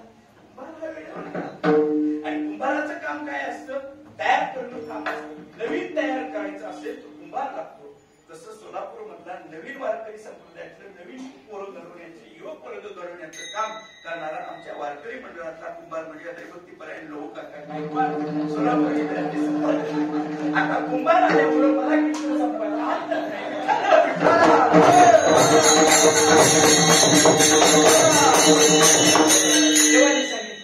देवाने सांगितलं रुक्मिणी मग अशी भरपूर ओरडत होती, बोंबलत होती, बरोबर मदत करा, कार्यकर्ता दाखला पाहिजे. आता मी कुंभार झालोय, नुसतं सांगून चालत नाही, तुला मी माझ्यासोबत यावं लागेल. बघताय काय सामील हो, सामील हो, तूही कुंभारी हो. रुक्मिणीचा नाईलाज झाला. आता ओळख काही वेळेस शब्द देऊन कुठलेला असतं ना, रुक्मिणीचा नाईलाज झाला. रुक्मिणी ठीक आहे कुंभारी झाली. ऐका, जगाचं मालक कुंभार होतोय आणि जगाची मालकी कुंभारी होतं. आता कुंभार म्हणून नुसतं चालत नाही, मडकी घडवायची असेल तर आधुनिक जो सोबत गाढवला माती व्हायला गाढवला. रुक्मिणी म्हणजे कुंभार कुंभारी झालो पण गाढव देव म्हटला तिचा अवघड आहे हो. आजकाल गाढव म्हणल्यानं चाललं ना, पण गाढव हो म्हणल्यावर कोण व्हायचं म्हणते. काय करावं बघितलं, इकडंच खरं पाहिलं, शेवटी राहवलं नाही. देवाने युक्ती केली, आपल्याला वाहनाला हात मारली, गरुडा इकडे. गरुड म्हणता काय देवा, काही नाही म्हटले. कुठं जायचंय, गरुडाने विचारलं. काही काही जणांचे ठरलेले प्रश्न असतात, तिकडे गेले की तिकडे तिथे विचार. माझा देवा कुठं जायचंय. देवाने सांगितलं मी बसतो, पण तू आधी हे रूप बदल. गरुड म्हणता काय हो, तू गाढव हो. गाढव हो कसं वाटतं असेल त्याला. गरुड म्हणाला मी आणि गाढव ऐक ना म्हटले वेड्या, मी कुंभार होत असेल तर तुला गाढव व्हायला काय हो. गाढव जगाचं माझं कुंभार व्हावा, माफी मागून बोलतो. तो कुंभार झाला असं म्हणत नाही, तो खराच कुंभार. निर्मिती करणं हे कुंभाराचं काम आहे. हे सगळं निर्माण करायलाच केले. हा खरा कुंभार तोच आहे ना. महर्षी देवा संसार केले, एकवीस स्वर्गाते धरिले, तो कुंभार झाला आणि बरोबर काकाच्या घराकडे गेला. काका तिथे बसलेले, भजन चालू, तुम्ही हात नाहीत मला. आणि तिथं गेले गेले यांनी हात मारली, मालक. बरोबर विचारावं गेल्या कशाला मालक म्हणायला लागला, बिगर कामाचा म्हणजे इथं मोकळ्या हाताने बसतो, हात नाही काही नाही, खायला आमची पंचायत आणि मला मालक कशाला म्हणतो. त्यावेळेस त्याने सांगितलं भगवान परमात्म्याने कुंभाराच्या रूपात, काका काही नाही म्हटले, तुमच्याकडे आम्ही आलोय आणि आम्हाला तुम्ही जरा कामावर ठेवा. बरोबर काय सांगितलं, कसलं काम माझ्याकडे काय होत नाही. पांडुरंगाने सांगितलं तुम्ही फक्त गल्ल्यावर बसा, तुम्ही फक्त काउंटरला बसा म्हटले, सगळं काम आम्ही करतो. बघ बाबा म्हणते पगार बिगार देणं ते म्हणते आम्ही माल खपतो, त्यात राहिलेलं 50% आम्ही घेतो पाहिजे नाही. बरोबर म्हणते बघ बाबा तुला. आणि मग त्याने असे पत्र्याची रूम करावी. बरोबर त्या कुंभारीने जगाच्या मालकाने साहेबांना रोज गाडगी बनवावी महाराज आणि त्याला हात जगाच्या मालकाची गाडगी सामान्य. आणि ती गाडगी बाजारात गेल्यानंतर जेवढी बरोबर काकाची खपत होती त्याच्यापेक्षा दुप्पट यांचा खप वाढायला लागला. धंदा चांगला चालू झाला आणि इकडे 6 महिने झाले भगवान परमात्मा रुक्मिणी आई सोबत करून बरोबर काकाच्या सोबत घेतला. पांडुरंगाच्या मंदिरात कुणी नव्हतं. नेमकी आषाढी वारी आली पण नामदेव महाराज, ज्ञानेश्वर महाराज सगळे आले, तिथं देवच दिसत नाही. ज्ञानोबरायांनी विचारलं नामदेवाला, नामदेवा अखंड नाही आला. देवाचा शेजार, अखंड शेजार देवाचा आहे. देव इथं दिसताना कुठे गेले. नामदेव काय म्हटलं कुठे गेले काय मलाही सांगितलं. आम्हाला वाटतं आम्हाला सांगून जात असतील, नाही कळवलं देवाला. आणि मग डोळे दाखवून ज्ञानोबरायांनी राहावं आणि काय नुसत्या भक्तीला सुद्धा देव सापडतो. नामदेवरायांची भक्ती आहे आणि ज्ञानोबरायांचे ज्ञान. नुसत्या भक्तीला देव सापडत नसतो, भक्तीच्या सोबत ज्ञान असावं लागतं आणि ज्ञानाच्या सोबत भक्ती असावी लागते, त्याशिवाय देव सापडत नसतो. ज्ञान आणि भक्ती वेगवेगळी होती, पण पंढरपुरामध्ये ज्ञानोबराय नामदेवरायाच्या रूपानं ज्ञानभक्ती एकत्रित झाली आणि मग ज्ञानोबरायांनी डोळे मिटल्यावर सांगितलं नामदेवा देव सापडला. कुठे आहे? गोरोबा काकाच्या घरी. आणि ते सगळे पंढरपूरहून दिल्ली घेऊन आमच्या गोरोबाच्या काकाच्या घराकडे निघाले आणि जसं गावाच्या जवळ विश्वर आले आणि नामदेवरायांच्या चालीला आबूजातली चाल ऐकली देवानं आणि ओळखलं गिरायक आलं कडे. रुक्मिणीकडे बघितलं ना आतमध्ये हात मारले, रुक्मिणी काय म्हणाले आपल्या इथलं संपूर्ण ओळख की आपल्या बरा करावं. रुक्मिणी काय झालं देवा? काय नाही म्हटले, ही हुशार माणसं इकडे आली म्हटली, यांच्या नजरेला सुद्धा मला पडायचं नाही, पण ओळखते मला बरोबर काकाचा घरचा मोठा जबावा लागेल आपल्याला म्हटले. आता तेवढ्यामध्ये ती सगळी आली दारामध्ये आणि आपल्या बाजूने मारून या दोघांनी भगवान परमात्मा काय होऊन जावं आणि दारामध्ये आमच्या ज्ञानोबरायला यावं, नामदेव महाराजांनी यावं, सगळे संत आल्यानंतर गोरोबा काकाला आनंद व्हावा. अरे माझ्याकडे हा माझ्याकडे काही भक्ती नाही, मला भजन करता आलं नाही, काय पुण्य आहे माझी, देवाची शपथ घ्यावी, ती शपथ माझ्या हाताने तोडावी, पण काय पुण्य असावं की ज्ञानोबरायांसारखा ज्ञानवान व्यक्ती माझ्याकडे यावं. नामदेव महाराजांसारखं ज्याला अखंड देवाचा शेजार आहे भगवान परमात्मा तो नामदेवराय माझ्या दारामध्ये यावं आणि लोटांगण आमच्या गोरोबा काकाने घालावं, त्यांचं स्वागत करावं आणि बसायला दिल्यानंतर विचारलं काकाने, अरे तुम्ही आज इकडे कसं काय येण्याचं कारण? ज्ञानोबरायांनी नामदेवरायांनी दोन्ही हात जोडायला सांगितलं, काय म्हणून काका काय विचारतात? पंढरपूरचा पांडुरंग परमात्मा गेली 6 महिने झालं पंढरपुरात नाही, देव कुठे गेला? आणि त्यावेळेस नामदेवरायांनी सांगावं, काका आमचा पंढरपूरचा पांडुरंग परमात्मा पंढरपूरमध्ये नाही तर तुमच्या घरामध्ये कुंभार होऊन असणारी बडकी बनवण्याचे काम. काकाने सांगावं माझ्या घरामध्ये नाही ज्ञानोबरायांनी सांगावं, चला तुम्हाला दाखवतो आणि आज मध्ये घरामध्ये द्यावं. तर भगवान परमात्मा मुक्त झालेली जी बडकी बनवली होती ना मला, प्रत्येक मार्गावरती भगवंताचे हात लागल्यामुळे भगवंताच्या चतुर्भुज पुन्हा त्या बडकीवरती झाल्या होत्या आणि ते ज्ञानोबरायांनी नामदेवरायांनी दाखवल्या, काका हे सामान्य हात त्या बडक्याला लागले नाही तर साक्षात जगाच्या मालकाचे आणि जगाच्या मालकीचे हात तुमच्या या बडक्याला लागले. आणि गोरोबा काकांनी ढसा ढसा ढसा ढसा त्या बडक्याकडे पाहून रडावं, जगाचा मालक घरी यावा आणि मी दर्शन घेऊन येत माझा घरी म्हणून मी त्याला वागवावं. तेव्हा गोरोबा काकाच्या डोळ्यात पाणी येतं, देवा अरे का म्हणून तू असं केलं म्हणून जेव्हा हात मारावे तेव्हा जगाच्या मालकानं आपल्या चतुर्भुज रूपामध्ये प्रगट व्हावं, आईसाहेबांनी प्रगट व्हावं आणि काकाने दर्शन घ्यावं आणि त्यावेळेस सांगावं, बाबा माझ्या नावासाठी तो हात जोडला म्हणून मी तुझा संसार चालवायला कारभार चालवायला तेवढ्याच नामदेवाला राहतच नाही. बऱ्याच माणसाला गप्पूस वाटतच नाही, म्हणजे तोडला माझी सवयीच असतो.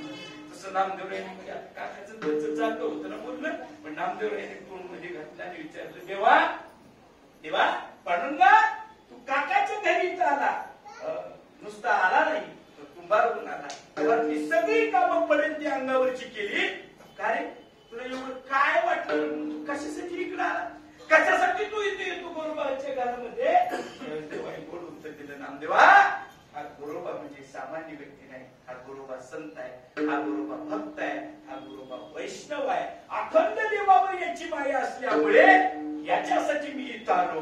नव्हे नव्हे खरं सांगू का, याचा संसार सुखाचा व्हावा म्हणून आलो नाही तर माझा संसार सुखाचा व्हावा म्हणून मी इथं आलो. माफी मागून बोलतो, जर जगाच्या मालकाचा भगवान परमात्म्याचा सुद्धा सुख जर वैष्णवाच्या सोबत राहिलेलं होत असेल तुम्हाला मला सुख का वाटणार नाही? म्हणून तुकोबराय म्हणतात, वैष्णवा संगती सुख वाटे जीवा आणि गंगी देवा काही संत असे काय करतात, वैष्णव काय करतात? गायना जेवढ्या फुलिया छंदे पण गाण्यासाठी नाचण्यासाठी 4 गोष्टी गेल्या पाहिजेत. लाज भय शंका दुरावी लामा यापर्यंत याच्याशिवाय होऊ शकत नाही. वैष्णवांच्या संगतीत राहिल्यावर आम्हाला सांभाळणार कोण? महाराज म्हटलं त्याची काय काळजी, देवा तू का म्हणे आता अपुऱ्या साय असेल आम्हाला देवदेशे सांभाळावे गायनाचे फुलिया छंदे रामणीने प्रस्तुत प्राप्त अभंगाचा धावत्या वेळेमध्ये तुमच्या समोर जसं मला जमीन भगवान परमात्मा बुद्धीने सद्गुरू महाराज बोलते मला आशीर्वाद देतील त्या पद्धतीने चिंतन मांडण्याचा प्रयत्न केला. आपली वेळ बहुधा संपलेली आहे, थोडीशी 5 मिनिटे जास्त जागाव झाली नाही, परंतु अभंगाचं चिंतन मांडत असताना आज एक आनंद वाटतो. जिथं एक चांगलं वैराग्याचं व्यक्तिमत्व असणारं वैकुंठवासी बाजी अण्णा महाराज यांच्या 60व्या पुण्यस्मरणाच्या निमित्तानं आपण हा सोहळा करताय आणि मोठ्या उत्साहात आपण हा सोहळा करत असताना एका वैष्णवाच्या संगतीमध्ये खऱ्या अर्थानं 60 वर्षानंतर सुद्धा आम्हाला सुख वाटतं, समाधान वाटतं. म्हणून तुकोबरायांचा जो अभंग आहे वारकऱ्याच्या वैष्णवाच्या संगतीत समाधान वाटतं त्या चिंतन मांडण्याचा प्रयत्न केला. या निमित्ताने एक थोडीशी सूचना तुमच्या समोर मांडत असताना एक आनंद वाटतो की वैष्णवाच्या संगतीत आनंद वाटत असेल. आज आपण एवढ्या थोडक्या आज या जागेमध्ये आपण काय असेल एक गुंठाभर जागेमध्ये आपण म्हणतो इथं जेवढे वारकरी जमलो याच्या वारकरीच्या सोबतीत सुद्धा आम्हाला आनंद वाटायला लागला, आम्हाला सुख वाटायला लागलं. विचार करा, एनजीबी चाळीच्या मोठ्या कंपाऊंडच्या मैदानामध्ये, एवढ्या मोठ्या मैदानामध्ये जेव्हा हजारो वैष्णव येतील तेव्हा सगळ्या वैष्णवांच्या संगतीत किती सुख वाटेल, किती आनंद वाटलो. आणि त्या आनंदासाठी मागच्याच वर्षी आपण वारकरी मंडळाच्या माध्यमातून 25 डिसेंबर ते 1 जानेवारी मागच्या वर्षी आपण मोठ्या पद्धतीचा नाम सप्ताह केला होता. महाराष्ट्रातल्या सगळ्या संतांचे जवळजवळ वंशज आणि परंपरे अधिकारी व्यक्तिमत्व आपण तिथे आणले होते, सगळ्यांचं दर्शन दिलं होतं. याही वर्षी आपण 25 डिसेंबर ते 1 जानेवारी नियोजन करणार होतो, परंतु 26 तारखेला दत्त जन्मोत्सवाचा उत्सव असल्यामुळे आपण थोडासा पुढे ढकलला. आणि नवीन वर्षाचं स्वागत करण्याची पद्धत काय असते आपण सोलापूरकरांनी मागच्या वर्षीपासून दाखवायची सुरुवात केली. म्हणून याही वर्षी 2 तारखेपासून नवीन वर्षाच्या स्वागतासाठी सोलापूरकरांचा जो नियम आहे त्या नियमानुसार महाराष्ट्रातल्या अनेक दिग्गज संत मंडळींचे असणारे वंशज आणि अधिकारी लोक या असणाऱ्या एनजीबी चाळी कंपाऊंड मध्ये 2 तारखेपासून 9 तारखेपर्यंत असणारे उपस्थित राहणार आहे. 2 तारखेला हरिभक्तीपरायण एकनाथ महाराज खंडे असतील, निवृत्ती महाराज खंडे म्हणून त्यांच्या वडिलांचं फार मोठं नाव होऊन गेलं, आपण ऐकलं असेल नसेल. जो सोहळा निघतो आषाढी वारीचा हळदीतून देवतून निघतो त्या सोहळ्याचे प्रमुख म्हणून अध्यक्ष म्हणून यांनी निवृत्ती महाराजांनी काम केलं होतं. असे एक मोठं व्यक्तिमत्व त्यांचे चिरंजीव हरिभक्तीपरायण एकनाथ महाराज खंडे असतील. 3 तारखेला महाराष्ट्रामध्ये व्यसनमुक्तीच्या माध्यमातून तरुणाईमध्ये जी वेगळी क्रांती, तरुणाईमध्ये क्रांती फार मोठं काम केलं होतं. डाऊ प्रकल्प नावाचा जो भंडारा डोंगरावरती प्रकल्प निघाला होता त्याला अनेकांनी विरोध केला, पण कुणाचा विरोध सरकारने जुमानला नाही. पण त्यावेळेस एक व्यक्तिमत्व वारकऱ्यातलं उभं राहिलं आणि त्या वारकऱ्यातल्या व्यक्तिमत्वाचं सामान्य व्यक्तिमत्वाचं नाव होतं बंडाकाका कराडकर. पण जेव्हा भंडारा डोंगराच्या खाली उभा राहिले आणि तमाम महाराष्ट्रातला सगळा व्यसनमुक्ती संघटनेच्या माध्यमातून गोळा झालेला तरुण वर्ग गोळा झाला आणि डाऊ प्रकल्प सरकारला मागे घ्यावा लागला आणि भंडारा डोंगरावरती आमच्या तुकोबरायांचं जे असणारं अस्तित्व आहे तसं ठेवायला जर अबाधित ठेवला असेल तर सगळ्यात मोठा वाटा ज्या व्यक्तिमत्वाचा होता संतवीर आदरणीय हरिभक्तीपरायण बंडाकाका कराडकर महाराज, ज्यांचं दर्शन सुद्धा होणं शक्य होत नाही. पण आपल्या सोलापूरकरांच्या भाग्यानं 3 तारखेला इथे उपस्थित राहणार आहे, आपण उपस्थित राहिलं पाहिजे. 4 तारखेला 5 तारखेला एक 2 दिवस हे तर सगळ्यात मोठं भाग्य आहे. कारण त्या माणसाचं तारीख नव्हतं, त्यांना भेटायचं बोलणं हे सुद्धा अवघड आहे. महाराष्ट्रातलं अतिशय वारकरी संप्रदायामध्ये कीर्तन परंपरेमध्ये ज्यांचं आदरानं नाव घ्यावं लागतं, ज्यांच्या पुढे सगळ्या विद्यार्थ्यांच्या मनात झोपल्या जातात म्हटलं तरी हरकत नाही. नवीन नवे या काळातल्या तुकोबरायांच्या सारखी ज्यांनी स्वतःची अवस्था तयार करून घेतलेली आहे ते हरिभक्तीपरायण रामभाऊ महाराज राऊत. आपण ऐकलं असेल नसेल मला माहिती नाही, फार मोठं महाराष्ट्रातला वासकर वारकरी संप्रदाय त्यांच्या पुढे नतमस्तक होतो महाराज. त्यांचं आपल्या जे पत्रिका आता इथे येतील, पत्रिका तुम्हाला आता दिल्या जातील, त्या पत्रिकेमध्ये त्यांचं नाव सुद्धा टाकायची परवानगी नाही. महाराष्ट्रामध्ये कीर्तनाच्या पत्रिकेमध्ये त्यांचं नाव नसतं, फोटो सुद्धा नसतो. त्या जागेवरती जिथं त्यांचं कीर्तन असतं तिथं फक्त श्री विठ्ठल लिहिलं जातं महाराज. असे असणारे स्वतःच्या नावाचा सुद्धा त्याग करणारे हरिभक्तीपरायण रामभाऊ महाराज राऊत फार मोठं व्यक्तिमत्व आहे. 1 दिवस नाही, त्यांच्या 2 दिवस तारखा आपल्यासोबत. आणि त्या तारखेचं तुम्हाला वाटत असेल काय तारखा असे गेल्यावर भेटत असतील, एवढं नाही सोपं. त्यांचे 1 तारीख घ्यायला 1 कोटी नामजप द्यावा लागतो. 1 कोटी म्हणणं वेगळं आणि 1 कोटी लिहून देणं वेगळं महाराज. 1 कोटी नामजप त्यांना द्यावा लागतो. आपण 2 तारखे दिल्या म्हणजे किती कोटी नामजप झाला? 2 कोटी. एवढं म्हणलं तरी आपल्याला पुण्य पडणार नाही झाला. तुम्ही नामजपामध्ये सहभागी झाला, पुण्य.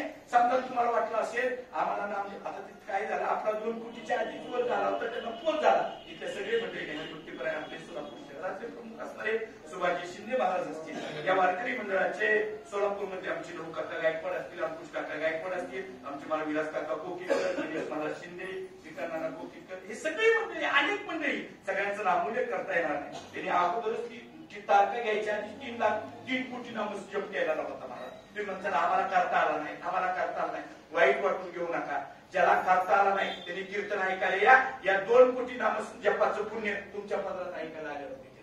एवढी ताकद त्या महात्म्यामध्ये आहे. त्यानंतर आपले जगद्गुरु तुकाराम महाराजांचे विद्यमान वंशज हरिभक्तीपरायण बाळासाहेब महाराज देवकर हे उपस्थित राहणार आहे. तुकाराम महाराजांचे वंशज आहेत. विजया वंश परंपरेचा सद्गुरू मानकोटी बोधले महाराजांचे विद्यमान वंशज हरिभक्तीपरायण डॉक्टर विद्यावाचस्पती जयवंत महाराज बोधले असतील आणि आपल्या सोलापूरकरांची अनेक वर्षाची ज्यांच्यावरती श्रद्धा आहे, आमच्या सोलापूरकरांचा अनेकांचं गुरुघराणे ज्यांच्यावरती आहे, कृपाशीर्वाद आहे, हरिभक्तीपरायण गरीनाथ महाराज औसेकर महाराज यांची सेवा या ठिकाणी होणार आहे. हा सगळा एक दुग्ध शर्करा योग तुम्हाला आम्हाला पाहायला भेटणार आहे.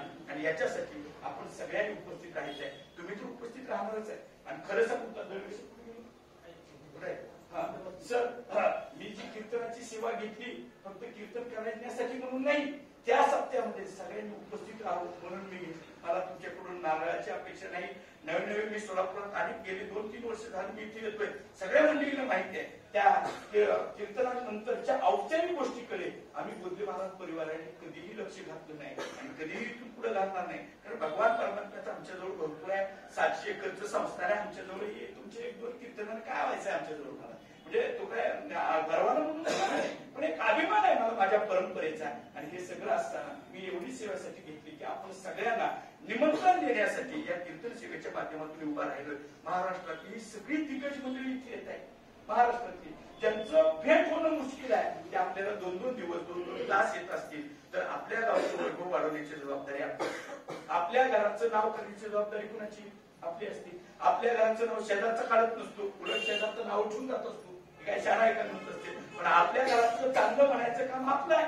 तसं आपलं घराचं नाव वाढवणं आपली जबाबदारी, आपल्या गावाचं नाव वाढवणं आपली जबाबदारी, तसं आपल्या शहराचं नाव या सगळ्या मंडळी पुढे करण्याची जबाबदारी ही तुमची आमच्या सगळीची आहे. तुम्ही सगळेजण तर येणारच यात मला आश्वस्त तर आहेच मी, याची मला खात्री आहे. पण तिथे येत असताना ज्यांना माहित नसेल त्यांच्यापर्यंत हा निरोप पोचवा. आणि आपण एक माणूस जरी तिथे घेऊन आला तरी असणाऱ्या सगळ्या संत महात्म्यांचं दर्शन भेटेल.